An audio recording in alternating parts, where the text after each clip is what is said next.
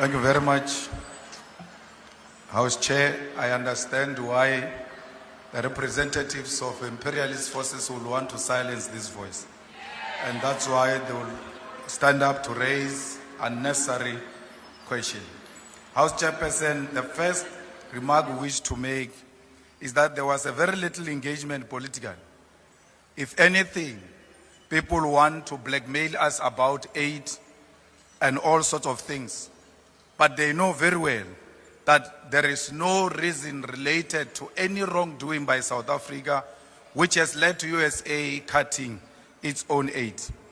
You can't say Donald Trump must be elected today and the following day he makes executive orders and then you come here and blame the South African government as if the South African government did not do anything in between. That was a predetermined outcome where he wanted to come into office and punish South Africa for its position on Palestine and many other issues. We must be very clear that we are not going to agree to any form of bullying by anyone. It's a lie that there is farm killings in South Africa. Actually, those who are married in farms and owning farms, they kill each other for money, for policy monies. The farmers themselves kill each other for greedy reasons. The farm workers kill the farmers because they rape them in exchange for money and do not pay them, like Eugene Terreblanche did when he raped a farm worker and did not want to pay. We cannot be told that there are farm murders in South Africa when the farmers themselves are actually killing the farm workers. It was the white farmers who killed 2 women in Polokwane and fed them to the pigs. It's a complete lie that white people are being killed in South Africa. If anything, white people live in privilege, and that's what Donald Trump knows. You cannot say Donald Trump is misinformed. They've got the best intelligence equipment in the whole world. They even have a military base next to South Africa in Botswana to listen to every conversation we have. They can tell you what is in private conversation in the executive and everywhere else. They don't need AfriForum. They are using AfriForum as a scapegoat to punish us politically. And we ought to be very clear about that.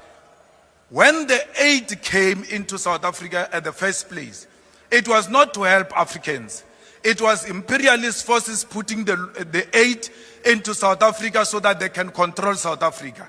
And use that aid to always say to you, if you take a political stand against the imperialist forces, we'll always cut the aid. So we ought to have known even then that we're not supposed to entirely rely on the USA. I'm very happy that the Minister of Health is speaking about possible interventions that can be made to avoid that aid of America. We can do with every help, but we will never accept help that say we must allow the perpetuation of white privilege. We cannot allow the whiteness to prevail in South Africa because we want to save life. We will save life. America did not save us during apartheid. Children were murdered in 1976. Children were murdered in the 80s. Where was America against apartheid? If America had anything to save an African life, it's a lie. They never wanted to save us. They were never there for us before. Palestine was there for us. Cuba was there for us. Russia was there for us. America will never choose friends for us. Honorable we will member, choose our own your friends. time Thank is you now very much. expired. Thank you.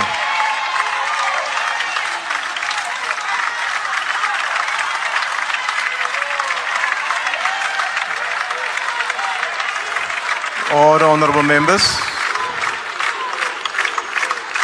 Order, honorable members. The next speaker is the Honorable Kumbaka.